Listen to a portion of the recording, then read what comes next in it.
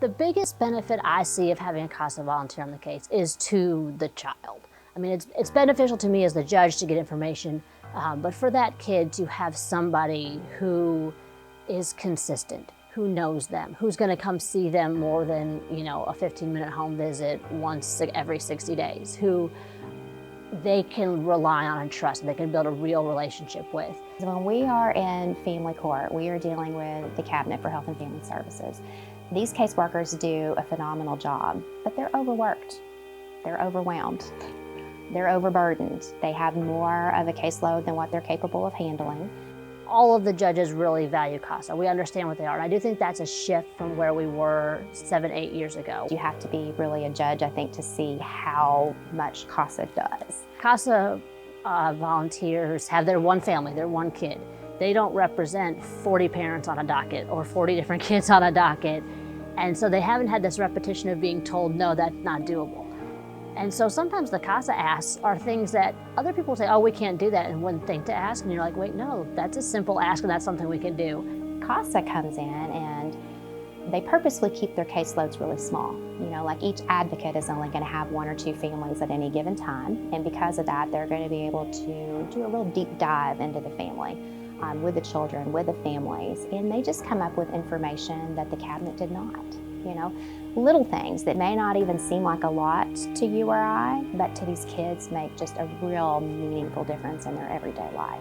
One of my teenager cases, I have 2 teenagers whose parents they're 14 and 16. We went round and round with these parents, and they could not get off their addiction, and it wasn't safe for these kids to be home, and these kids were miserable. And again, bouncing from placement to placement, unhappy.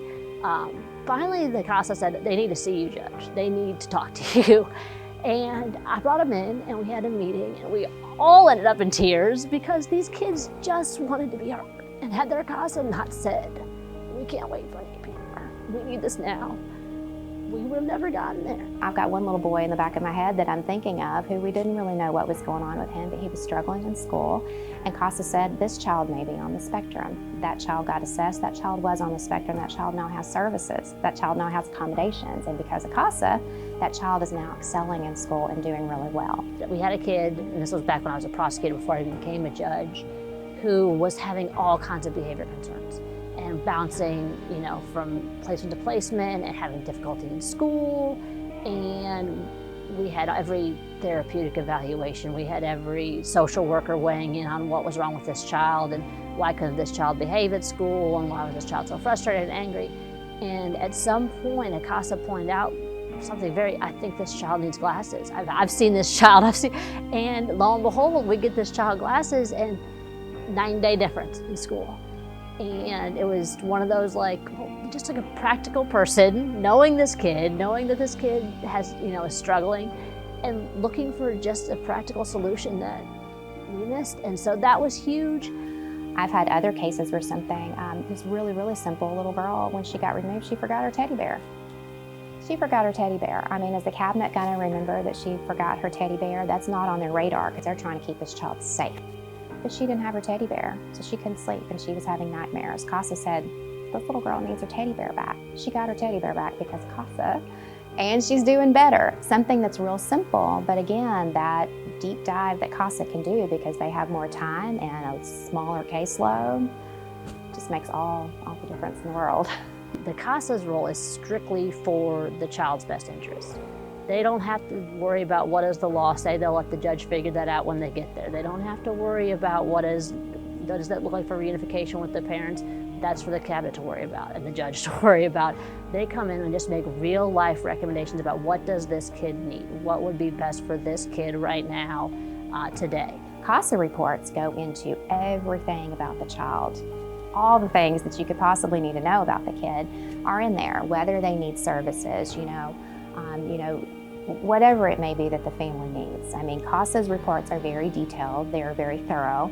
You especially have a couple of volunteers who will give really good, thorough reports. I like to call them, a book report or a book, but it's wonderful, and we read every word of it. It helps us kind of think outside the box. They're outside of our legal box, outside of our justice system box, and so they can really think and bring up ideas that we maybe would miss. And they are with those kids all the time, and they know, and the kids tell them what they want, and they have a real relationship. CASA is always there. They're always paying attention. They're always kind of filling in the blanks, and if they hear something that they disagree with, I've been really impressed with the caliber of CASAs we've had lately. They're not afraid to speak up. We see attorneys come and go. We see cabinet workers come and go, especially now.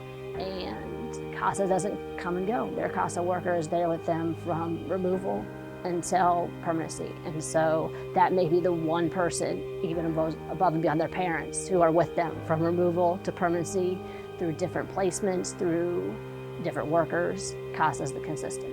CASA is typically the one person that I can count on in the court that is going to be thinking outside the box, that's going to be creative, and it's not afraid to speak up, even if it's something that they think is not a popular opinion. Having that consistent person changes the course of their case, because it's someone who can say, no, Judge, remember a year ago, this is where we were, or 7 months ago, you said this. Whereas there may not be anybody else in the case that was around a year ago, 7 months ago, who knows those things and knows the changes the child has gone through, the needs the child has experienced. And so we get to permanency quicker with CASAs.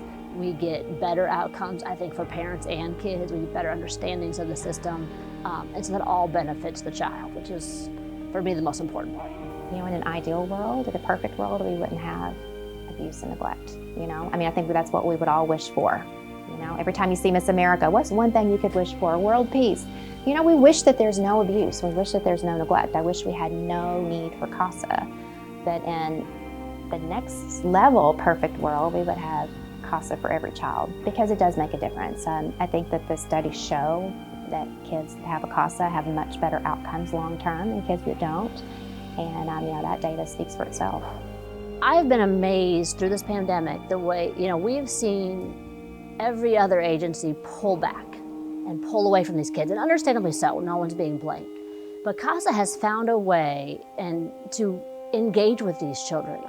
They're going out to the home still and helping them log into virtual school. They are, when a social worker wants to tell me they've missed X days of school, and the CASA says, well, yeah, but I went out last week and we got their Chromebook set up, and that's not gonna happen anymore. That's huge. That little stuff has been huge. These workers become very attached to these kids. Advocates become really attached.